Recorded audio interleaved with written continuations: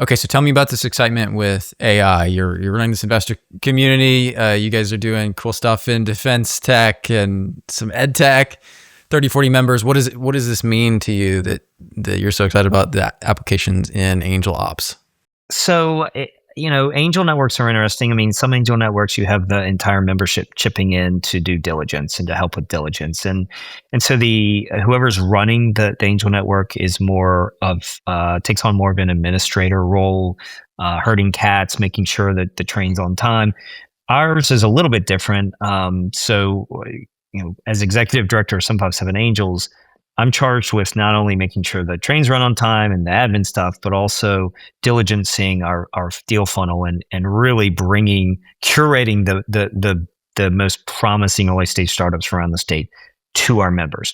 Our board does assist when I bring to them the top 5 companies that I've kind of narrowed down, then collectively we decide on the top 2 or 3 that'll go before the members. So in our group, it's more focused, I'd say, on one or a couple people than the whole membership in terms of diligence and this whole selection process.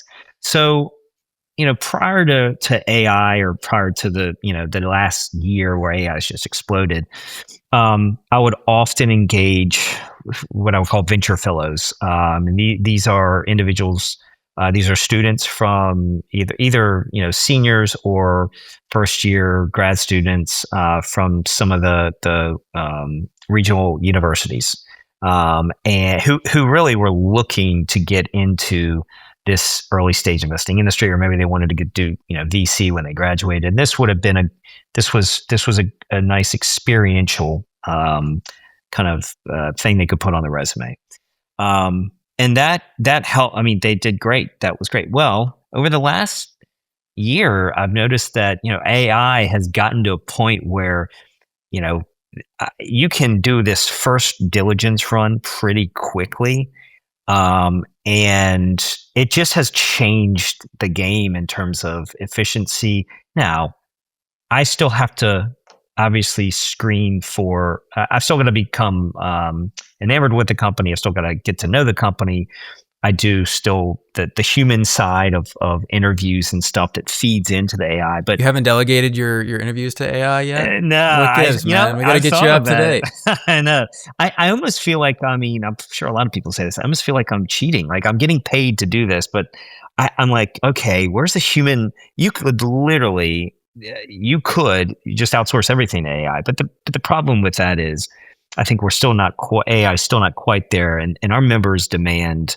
I mean, again, they demand a certain human engagement level. Otherwise, why hire me, right? A quick note before we continue the conversation. Alongside the Diligent Observer podcast and newsletter, I also run an outsourced operations service specifically built to serve angel networks. My team handles things like initial screening, social media, newsletter prep, platform management, and a whole lot more.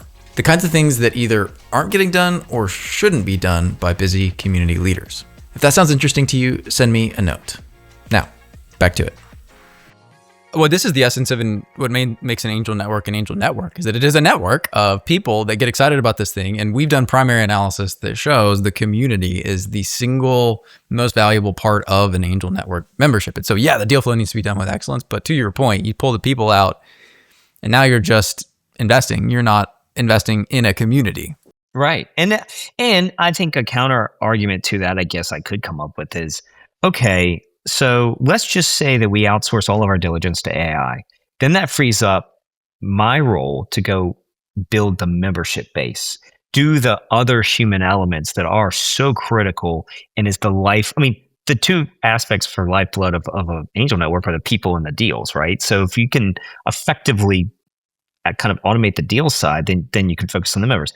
The thing that's exciting me about this, though, is I have engaged a small group of students at UVA to do a very deep dive and study on the impact of AI on angel networks and angel investing and seed fund investing. They're working on it. We engaged them a few weeks ago. They're going to work on it through the summer and into the fall. And then my hope is that it's going to be that the finished product is going to be a quality such that I'll be talking to the ACA and seeing if we can't publish it or put it out, because I'm stress testing the bounds of, okay, how is it fundamentally changing the operational side of what we do? Again, the diligence and all that. There are some funds, VC funds, obviously, that have been doing quant, selection for a while. But I think in the angel space, it's going to have a profound effect. So I'm excited on what the findings will be. It'll be kind of like a fact versus myth potentially type of study. So we'll see. Well, sounds like we're going to have to put another podcast on the schedule here in about 6 months to digest that. I would love outcome. that. Yeah, I mean, these are really bright students, and I think it would be really cool to see.